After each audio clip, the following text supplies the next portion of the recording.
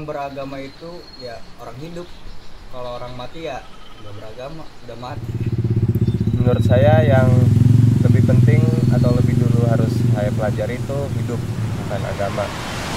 Sebab kalau agama bagi saya itu seperti ajaran yang mencakup tata cara yang bisa kita pakai dalam hidup, sedangkan hidup itu sendiri bagi saya adalah sebuah misteri sendiri yang ternyata sejak dulu saya terus pecahkan misteri-misterinya hingga menjawab beberapa misterinya, dan lebih berarti sih, lebih bermakna dan berarti bagi saya, karena ternyata mengetahui diri saya sendiri, hidup saya sendiri, rahasia tentang saya sendiri itu lebih melegakan dari banyak pertanyaan yang muncul dari dalam diri saya sendiri dibanding mempelajari agama yang juga bagian dari hidup itu sendiri. Baik, namastu pemirsa sekalian, Rahayu. Sampurasun. Assalamualaikum warahmatullahi wabarakatuh. Alhamdulillah kita berjumpa lagi Lur dalam edisi terbaru dari Republik YouTube. Kali ini saya bersama dulur-dulur di sebuah kampung, duduk di tempat yang nyaman, menyenangkan. Bagi yang nanti mau kesini, sumangga bisa udara rasa bersama dengan kami. Nah, kali ini saya akan membawakan satu tema yang sebenarnya dipikirkan oleh banyak orang atau menjadi kegelisahan mereka selama ini, atau mungkin kegelisahan saudara-saudara sekalian. Nah, kegelisahan itu akan coba saya urai pelan-pelan bersama kawan-kawan yang ada di sini. Sebenarnya kita harus bagaimana dan menjawab itu dengan cara apa supaya kita nggak bingung-bingung lagi dalam kehidupan keseharian. Nah, itu tentang bagaimana kita menata dua hal yang penting dalam kehidupan kita selama enggak nanya. Orang kan hidup. Hidup pula apa agama lah orang dipelajari. Jadi gini Lur, menurut saudara kita dengan Herul Rosadi, mana dulu yang perlu dipelajari, hidup atau agama? Kamu punya pertanyaan kayak gitu kan sama Acep, Anam? Nah, berarti kan tadi aku nggak bohong ya. Sebenarnya kalau kita tanya semua orang itu sebenarnya sama aja, cuma mereka nggak tahu mau nanya ke siapa. Nanya ke orang yang katanya penganjur agama, sebutlah namanya kiai, nanti pasti agama dulu. Nanti nanya orang yang ini berantem dah, nanti pasti ribet sendiri. Jadi biar gampang, kita pakai sistem berpikir yang benar. Logika berpikir itu kan dikasih sama Tuhan, namanya akal dan pikiran. Di antara itu ada namanya logika. Kalau kita ngeliat langit mendung, itu biasanya akan hujan, biasanya. Tapi kan nggak semuanya mendung jadi hujan, bener ya? Itu logika yang bekerja, kerjanya akal dan pikiran. Nah, hal yang sama kita bisa jawab, dengan cara yang tadi itu kita bisa jawab tuh pertanyaan. Mana dulu tuh? Hidup dulu apa agama dulu? Agama dulu apa hidup dulu? Rutin logika berpikir tadi itu, pertama, semua orang beragama itu awalnya pasti lahir ya. Iya. Agama Nasrani, Majusi, Yahudi, Kristen, Hindu, Buddha, Islam, itu mereka lahir dulu, baru kemudian hari bisa beragama. Nah, kalau nggak lahir, apalagi nggak tercipta, mana kenal agama? Bener kan? Bener. Apa ada anak manusia lahir ke muka bumi sejak awal juga Allahu Akbar? Nggak ada. Haleluya, kagak ada. Nangis dulu, nyari tetek emaknya dulu, lain gitu. Iya. Ya kan? Nah, baru belajar makan, belajar ngomong, anggung-anggung, ngerangkak, ngerambat-rambat, jalan. Udah mulai kenal dunia, punya teman, punya guru. Diajarin sama orang tuanya, Dek, ayo sholat itu apa Pak? Gitu kan pasti pertanyaannya kan. Supaya kamu nanti punya ini, itulah disebut Islam. Yang Kristen, ya sarua. Caranya doang yang beda. Tapi di usia keberapa itu kenal agama? Jadi ada rentang waktu dari dia kenal pertama kali atau kita kenal pertama kali sampai mundur ke tahun 0, angka 0 pertama di dunia. Kan kosong tuh. Itu beragama apa bukan? Jelas bukan dong. Itu namanya hirup, urip. Tak itu. Jadi hidup dulu. Kalau menurut ini ya, nanti kita cari jawabannya. Kenapa kalau orang kekeh belajar agama dulu, hidupnya kayak apa? Kalau orang milih belajar hidup dulu, agamanya kayak apa? Itu perlu juga diteliti supaya nanti kita nggak bingung kan, supaya nggak haliu nih pikiran pabeliut gitu kata orang Sunda, cek Sunda pabeliut. Nah ini mah ya nggak sholat, nggak zakat, nggak puasa, nggak haji, syahadat nggak. Tapi kok cilki bae udah aing. Tak gitu kan? Nah, jadi pertama kita harus jelas dulu nih dalam konsep berpikirnya kita ini, bukan berarti terus agamanya salah, bukan. Nggak ada yang bilang agamanya salah. Kita stop. Yuk, dah, gabung. Siapapun manusianya, tinggal di daerah manapun, di negara manapun, dia hidup dulu, bukan beragama dulu. Adapun orang yang kekeh atau memaksakan diri untuk mengajari anak-anaknya sejak dini tentang agama, menurut hematku pribadi itu semacam perbuatan menggarami air di laut. Karena apa? Karena setiap anak manusia, siapapun dengan agama apapun nantinya, tanpa agama pun misalnya, dia tetap akan mencari rahasia dari dirinya sendiri. Perangkatnya lewat mana? Biasanya yang pertama perangkatnya lewat agama. Kan kita udah beresin tuh agamos kata orang Latin, orang Eropa barat, dari barat ya. Tapi kalau dalam bahasa kita nih, cek orang kita mah ageman. Namanya ageman tuh genggaman, buat dipegang. Jadi biasanya agama itu harusnya dipegang, bukan dijadikan sarana untuk menyalahkan orang lain, apalagi nuduh-nuduh orang. Nih orang ini salah, orang ini masuk neraka, salah. Biar nggak tegang, ngopi dulu. Hidup kurang tegang nggak enak nih. Nah, ya harus santai. Nah, tadi kan gue udah sampai di ageman tuh. Bagi orang Nusantara, bagi bangsa kita nih, leluhur kita, agama itu bukan untuk ditampil-tampilin. Kelihatan aku nih mencari Tuhan di warung kopi. Siapa nama Tuhannya? Kan kagak ada. Bisa Allah, Gusti Agung, Yesus lah, Yahweh lah, terserah. Itu semua orang juga pasti begitu sih, di dalam dirinya tuh penasaran sama Tuhan. Kok tiba-tiba saya ada, kok ini gimana ceritanya, kan gitu. Iya. Salah satu perangkatnya itu agama, salah satunya. Nah, bagi orang yang tadi kan aku bilang memaksakan kehendaknya, itu seperti menggarami laut. Karena apa? Anak-anak manusia ini nggak usah dipaksa tahu aja, bisa tahu sendiri. Ini mengikuti pengalaman kalian pribadi aja deh. Nggak terlampau serius mendalami Islam, nanti paham sendiri. Nggak terlampau serius mendalami apa kajian-kajian agama Islam misalnya, nanti paham sendiri. Pahamnya dari mana? Dari laku hidup. Orang kita mah bilang laku lampah. Itu otomatis, karena kita kan terus bertemu dengan orang-orang ya. Ikut pengajian, nggak ikut pengajian, kita ketemu orang-orang loh, bukan ketemu demi-demi. Orang-orang itu kan punya khasanah pengetahuannya masing-masing. Nanti di tingkat itu, di tingkat pertumbuhannya kalian masing-masing atau orang-orang itu, biasanya dia akan mengalami apa tuh? Gegar pikirannya, gegar batinnya, gegar fisiknya. Karena apa? Ini gimana sih? Lahir nggak punya niat, masa tiba-tiba terancam masuk neraka? Bagus kamu orang Islam, coba kalau kamu orang Kristen, masuk neraka abadi di sana, begitu kan? Iya. Begitu bukan kata orang-orang? Lah, kok pinter? Masa iya Tuhan memaksa kita masuk ke sesuatu yang kita nggak mau? Apa ya begitu? Ini pakai akal sendiri ya? Kalau kita periksa di Al-Quran juga ada jawabannya sebenarnya, cuma orang-orang kan kagak mau meriksa. Orang-orang taunya menuding loh. Kristen, nabinya sama loh, sama nabi orang Islam. Isa juga kan? Iya. Isa itu nabi ke-24 loh dalam Islam. Kalau kita pakai agama Islam loh ini. Berarti kan nabinya sama. Allahnya beda apa sama itu? Sama. Masa terus kemudian Allah bikin keputusan sama Nabi Isa dengan Nabi Muhammad berbeda? Atau kan mungkin kan? Nggak mungkin itu. Mustihil. Ya nggak mungkin siapa nih? Orang-orang yang sekarang ini yang pada ngaco beragamanya. Kalau masih ngomongin beragama seperti aku pakai kaos, kamu pakai jaket, kamu pakai rompi, itu agama. Yang di dalamnya agama itu ada karena apa? Karena apa? Karena ada manusia. Coba manusia ini nggak ada, apa ada kambing beragama? Ada kucing beragama?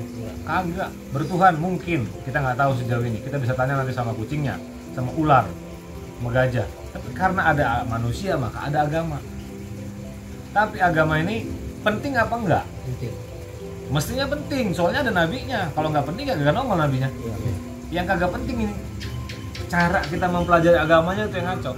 Ya, agamanya mah benar, tapi belajar agama sejak kapan yang pas itu? Kan gitu harusnya nih. Kalau bocah lagi sedang main melayap, Sempurna bang. nah, Terus pantasnya umur berapa bang? nah, kan tadi aku mau lanjutin begitu ya. Misalnya adik-adikmu nih di rumah lagi doyan ulin, terus ujuk-ujuk kamu panggil, ya nggak dia sholat lah. Sholat itu apa? Kenapa harus sholat? Kalau nggak sholat kenapa? Dia nggak tahu.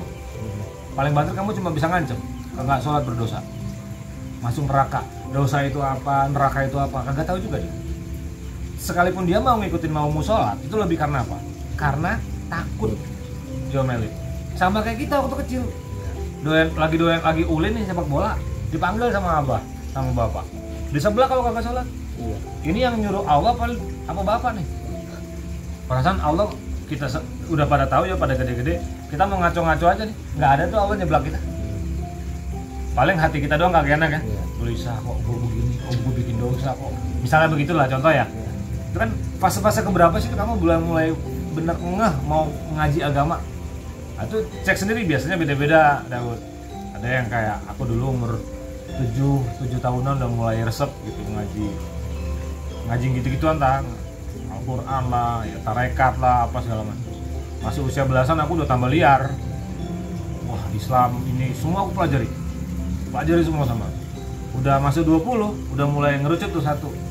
Nah, di usia-usia itu biasanya tapi nanti muncul tuh istilah namanya keberagamaan, keagamaan, spiritualitas atau kebaru. Kemudian mulai bertanya atau mulai gelisahnya juga beda-beda. Ada yang mulai gelisah, misalnya contoh mungkin orang-orang di luar sana bilang kalau mau hidup tenang, banyak rezeki, sholat.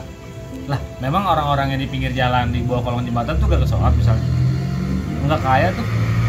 Ayo, lah memang bajingan-bajingan di pasar, preman-preman itu apa kagak sholat? Jumatan sholat Jumat juga. Sholat kan itu namanya. Iya. Kan kata dia sholat kan, tetap sholat kan, bukan sholat 5 waktu kan, sholat. Runyam-runyam juga hidupnya. Atau orang-orang yang kelihatan soleh, kata orang-orang mah ya, kalau dalam bahasa Islam mah soleh. Runyam juga pikirannya kalau lagi punya masalah. Ayo, jadi gimana ini? Itu kan mungkin dialami juga sama dulu-dulu yang lain. Udah jujur-jujuran aja dah. Kalau saya mah pernah berhenti jadi orang beragama. Nggak takut saya mah. Tapi kalau berhenti bertuhan itu nggak mungkin. Kita harus tetap punya karir bertuhan. Beragama boleh kita jeda sebentar, seperti memilih untuk tidak makan sehari. Sama kok. Nggak apa-apa, karena harus beres dulu itu tadi. Dosa itu apa? Tanya dulu. Kalau memang dosa itu ada di mana? Berapa banyak sudah dosa kita? Kalau udah banyak dikumpulkannya di mana? Bisa dicek nggak? Di akhirat ya gampang. Kamu juga bisa nakut-nakutin orang bilang kayak gitu. Pahala kalau ada berapa banyak? Ada di mana di tubuh kita? Kalau di tubuh kita, kalau enggak di sebelah mana diumpatkan? Bisa dihitung nggak? Cukup nggak itu kira-kira? Apa butuh itu apa enggak? Dalam kehidupan kita butuh pahala, butuh makan. Bang, masalahnya orang-orang nggak ada yang dengerin gitu bang. Ya kalau orang-orang mau bodo amat, ini kan aku ngurus diriku sendiri. Orang mau kayak gimana terserah dia, aku nggak ganggu dia, dia nggak ganggu aku. Kalau dia ganggu aku jadi masalah kan? Masing-masing, nafsi-nafsi kata orang Islam mah. Tapi bukan itu yang masalahnya. Kalau orang-orang kita nggak bisa paksa loh mengikuti maunya kita. Kan hidup aing, kumaha aing wak. Hah? Kita sholat nih, kok abis assalamualaikum tetep nggak tenang. Pernah kan ngalamin kayak gitu kan? Salah sholatnya apa salah orangnya nih? Orangnya lah, kok sholat yang salah gimana? Antara dia belum benar sholatnya, atau yang kedua memang orang ini memang belum wayah sholat. Karena yang boleh sholat orang yang tenang. Wala taqrabu sholah ija wa antum sukaro. Itu dalam hadis tuh. Jangan dekati sholat. Hadis Al-Quran. Jangan dekati sholat jika kamu dalam keadaan mabuk. Ayo. Apa tuh mabuk? Mabuk banyak loh. Iya. Mabuk cewek sih ya bisa. Mabuk duit. Hah? Agama. Mabuk agama bisa loh. Mabuk tahta. Mabuk dunia tah. Wak. Makanya di kalangan tertentu nanti ketika keagamaan sudah kita tinggalkan bajunya, kita masuk tuh ke ranah spiritual, namanya tasawuf kalau di Islam. Di situ tuh udah nggak ada lagi nih soal tadi, udah beres. Orang udah tenang semua, pikirannya udah tenang, akalnya tegak, hatinya udah tenang, lapang dada, sudrun itu. Yuwaswisu fi sudurin nas ya, dalam bahasa Al-Quran. Udah tenang, yang dikaji bukan itu lagi. Yang dikaji bukan masalah berapa banyak dosa saya, berapa banyak pahala saya, cukup apa enggak buat berangkat pulang, udah bukan itu. Tapi kembali ke masa-masa di mana kita memulai karir pertama dalam kehidupan. Rasanya nggak ada satu anak kecil di luar sana, di dalam kehidupan kita, yang kepalanya penuh dengan dosa atau pahala. Kalaupun kita pernah ribut waktu kecil, itu ribut-ribut aja udah, besok bayangan. nah coba orang beragama. Nih kamu bilang kamu NU, yang ini Muhammadiyah, yang itu Nasrani. Nasrani, yang ono HTI, ini FPI, udah pasti kagak akur. Udah pasti kagak akur. Yang NU bilang Muhammadiyah salah, yang Muhammadiyah bilang NU salah. Yang pesantren modern bilang pesantren tradisional, sama-sama pesantren padahal itu bisa salah-salahan. Bukankah di pesantren belajar agama? Yang menghafal Quran dibilang salah, yang nggak menghafal Quran dibilang salah. Jadi gimana ini orang beragama ini? Beragama kok nggak membuat kamu menjadi tambah bijak? Salah Islamnya? Enggak. Salah orangnya. Itu tuh bedanya. Karena apa? Karena rumusnya salah. Harusnya belajar hidup dulu yang genah. Kalau kita tampar orang, orang pasti nggak suka. Karena kamu juga nggak suka ditampar. Iya. Hah? Kalau kamu ngomongin orang di belakangnya, kamu juga ngomongin orang di belakang kan juga nggak suka kan? Iya. Jangan ngomongin orang di belakangnya dong. Ini belajar kayak gini nih nggak ada di Al-Quran, nggak ada di hadis, adanya di panggung raya kehidupan ini. Adapun agama itu semacam batasan-batasan aja. Kalau mau masuk rumah, lewat pintu, jangan lewat jendela. Kalau mau masuk rumah, lewat pintu, jangan lewat atap. Makanya agama itu seperti wahana. Bagi yang berhasil menembus ini, dari awal nggak usah beragama juga bisa loh kalau mau. Memang ada nabi beragama dulu di awal?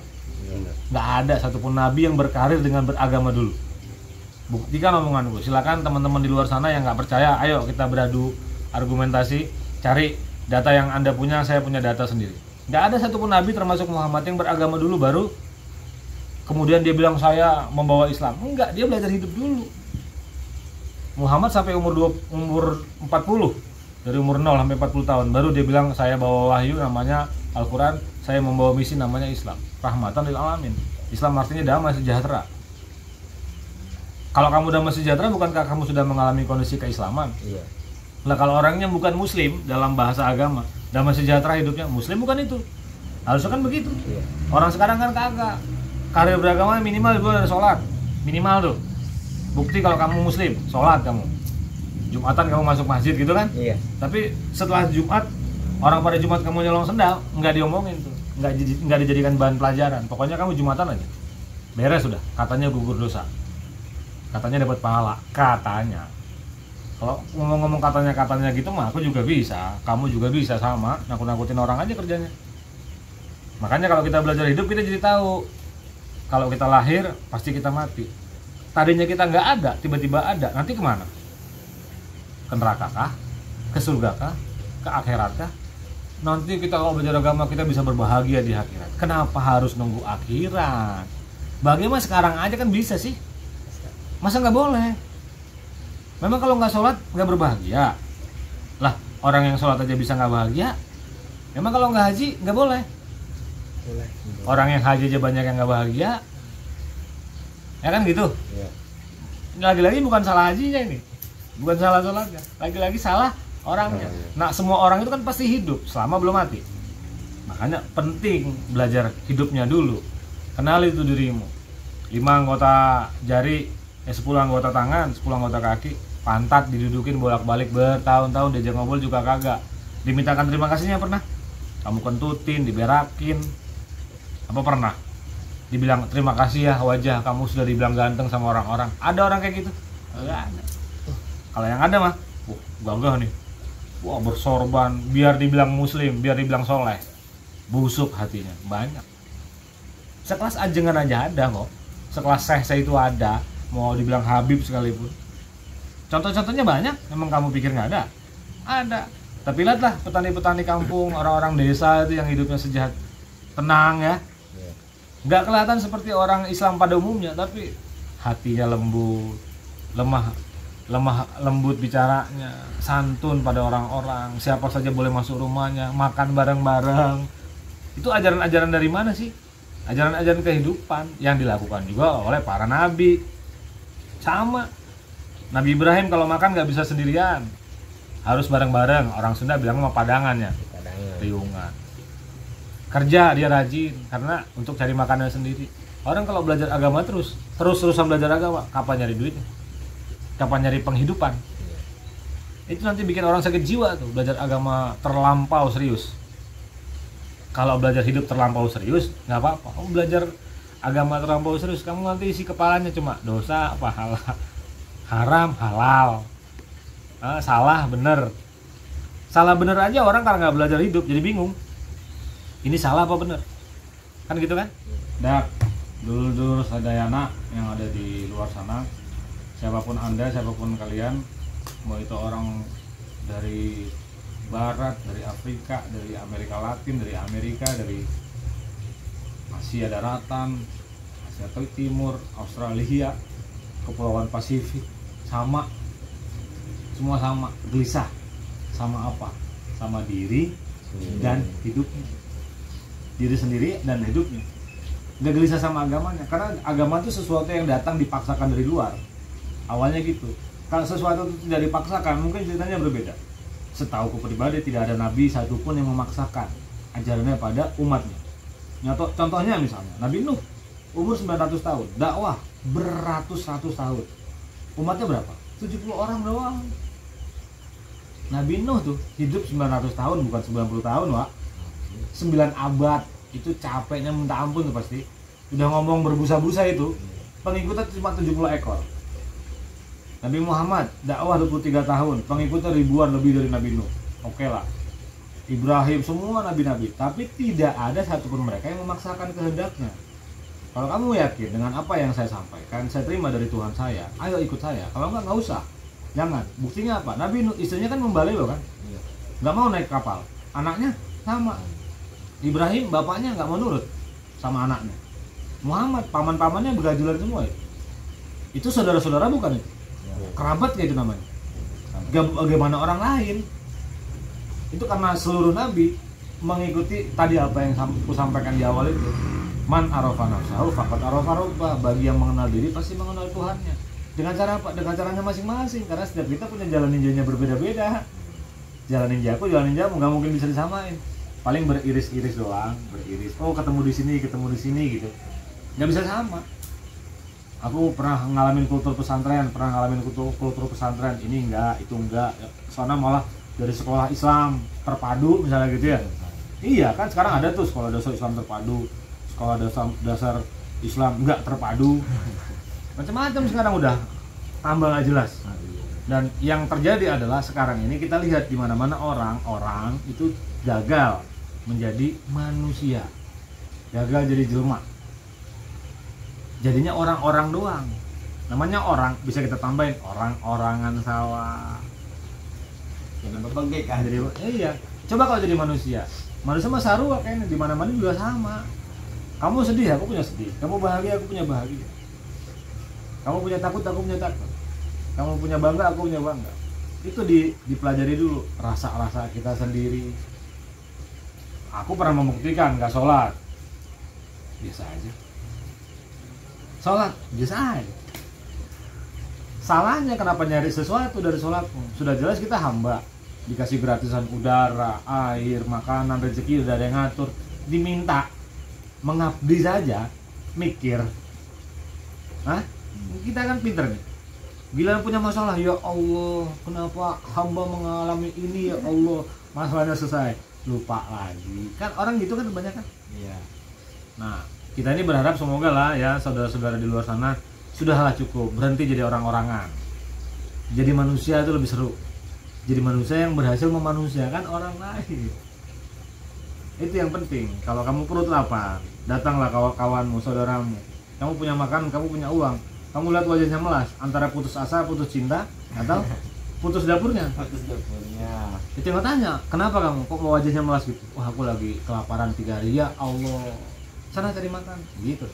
Kalau putus cinta gimana tuh, Bang? Putus cinta biarin. Itu masalah dia pribadi, Pak. Nah, kalau makanan sana di dapur sana makan. Gitu dong. Nah, ini ya, jadi saudara-saudara sekalian yang saya cintai dan saya sayangi, dunia kita, bumi kita ini kita rawat sama-sama. Jangan gara-gara beda agama, beda keyakinan, beda kesepahaman kita bertengkar. Jadi agama itu harusnya seperti pakaian yang kita pakai ini. Saya nggak perlu menunjukkan bahwa saya ini seorang muslim dengan memakai sorban. Sorban itu produk kebudayaan Arab. Nggak pakai sorban ya tetap muslim. Saya nggak usah pakai jubah, saya tetap muslim. Saya bisa menjelaskan agama yang saya yakini dengan cukup baik daripada sok-sokan dengan menggunakan sorban, bawa-bawa tasbih kemana-mana, tapi ditanya sholat itu apa? Bingung. Kenapa kamu harus puasa? Bingung. Kenapa kamu harus bersyahadat? Bingung.